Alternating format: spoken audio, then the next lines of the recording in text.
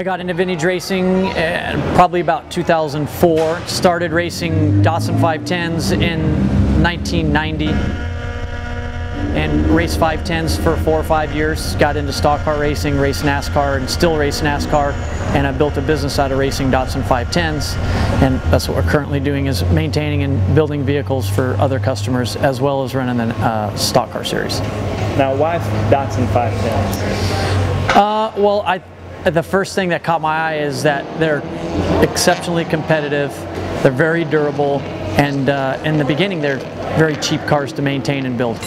Well, vintage racing is funny because I'm an over-the-top competitive person, and the first thing I learned about vintage racing was that people were here to have fun, and they're maybe winding down their competitive career and they're here reliving a lot of their original driving experiences and actually searching for cars that they used to race as they progressed through the professional ranks, and now they're just getting back to the roots and having fun with their buddies.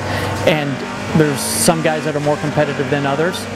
I maintain and have built probably a dozen or so B sedan 510s. I have 3 cars here that I've done work on. The people that have decided that Datsuns in particular deserve a place in vintage racing as the Porsches do and Alphas and Lotuses, that it's nice to see that the vintage community is embracing cars up to 72 now.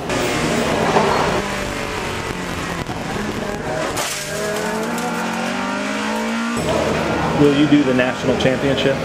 The intent is to be there for sure. We're leading a couple of different divisions in the 2.5 Challenge Series, and I think it's, besides that, I want to go because I want to drive that track. It may be the only chance I get to drive it. So yeah, our intentions are to be at COTA to run for the national championship. That's important to me, and it's important to my customers that we're there representing the West Coast. If I were to get passed by somebody, the car I would most hate to be passed by would be an Alpha. And why is that? Because Datsuns are superior to Alphas, and they proved it.